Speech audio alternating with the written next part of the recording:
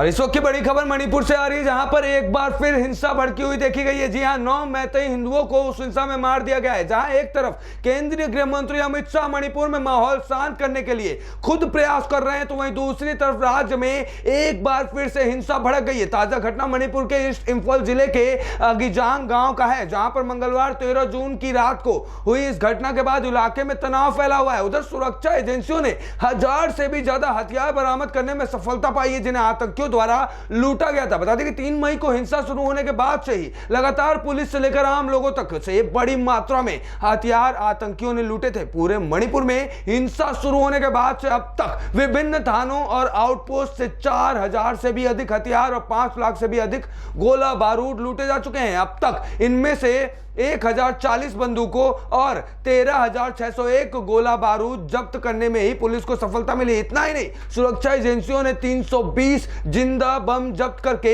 उन्हें निष्क्रिय करने में सफलता पाई है। ताजा हिंसा की बात करें तो अब तक 9 लोग मारे गए, जी हां, और कुल 11 लोग घायल हो चुके हैं। यह इलाका कांगपोकपी जिले के साथ लगती है। इंफाल ईस्ट के एसपी के शिवकांत सिंह, जो रात के 10 10:30 बजे घटनास्थल पर पहुंचे थे, उन्होंने बताया कि पुलिस और आतंकियों के बीच गोलीबारी के कारण यह घटना घटित हुई है। राजमेड सिटी में घायलों का इलाज चल रहा है, जिनमें से एक की हालत गंभीर बताई जा रही है। वहीं Jawaharlal Nehru institute of medical science ने मृतकों के शवों का पोस्टमार्टम किया है। वहीं इंफाल वेस्ट के मोइंगर खोम इलाके में भी लूटपाट की घटना सामने आई है। जिन 9 लोगों की हत्या हुई है वो सभी मैतेई समाज के थे। इसके बाद इंफाल के दोनों जिलों में कर्फ्यू की समय सीमा भी बढ़ा दी गई है और दिन रात कर्फ्यू जारी रहेगा। इससे पहले कर्फ्यू में कुछ राहत दिए जाने की शुरुआत है। बता दें कि ईसाई आतंकियों ने मैतेई समाज के लोगों का बड़े स्तर पर कत्लेआम शुरू किया है, क्योंकि वो नहीं चाहते कि मूल निवासियों को जनजातीय समाज का दर्जा मिले। वहीं अब यह सवाल उठता है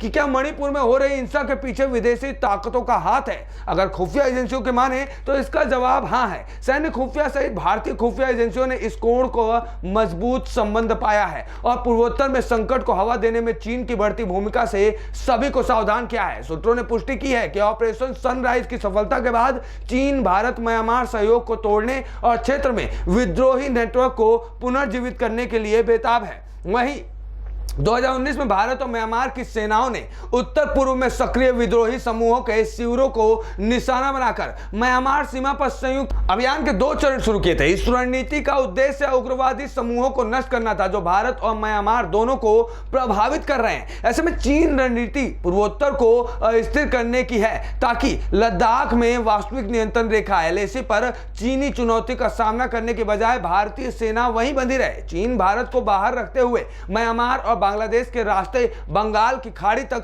एक व्यापार मार्ग विकसित करने की भी इच्छुक है। वहीं कुख्यात गोल्डन ट्रायंगल, वह क्षेत्र जहां थाईलैंड, लाओस और म्यांमार की सीमाएं रुआक और मेकांग नदियों के संगम पर मिलती हैं, वहां से पूर्वोत्तर में नशीले पदार्थ और अवैध शराब भेजने के पीछे चीन का बड़ा हाथ है और वह म्यांमार की सेना को आपूर्ति करता रहा है। साथ ही पीडीएफ जैसे विद्रोही समूह भी इस क्षेत्र को अस्थिर रखने के लिए चीन के सहयोग से सक्रिय है। म्यांमार के काचिन राज्य में, जहां काचिन इंटीग्रेटेड फोर्स KIF सेना से लड़ रही है, चीन दोनों का वित्त पोषण कर रहा है। चीन ने कथित तौर पर पूर्वोत्तर भारत में काचिन आदिवासियों की घुसपैठ में मदद की है। उनमें से ज्यादातर ड्रग्स और अन्य काउंटरबोर्ड लेकर भारत में दाखिल हुए हैं। भारतीय सेना के सूत्रों का कहना है कि दक्षिणी म्यांमार में चीन भारत में गड़बड़ी पैदा करने के लिए पीडीएफ को वित्त पोषित करता है। चूराचांदपुर में घटनास्थल से चीनी हथियार बरामद किए गए थे। एक प्रमुख अमेरिकी दैनिक की रिपोर्ट के अनुसार चीन म्यांमार को अस्थिर रखना चाहता है और इसे भारत विरोधी गतिविधि के केंद्र में बदलना चाहता है, जैसा कि उसने पाकिस्तान में किया था। म्यांमार में सैन्य तख्तापलट में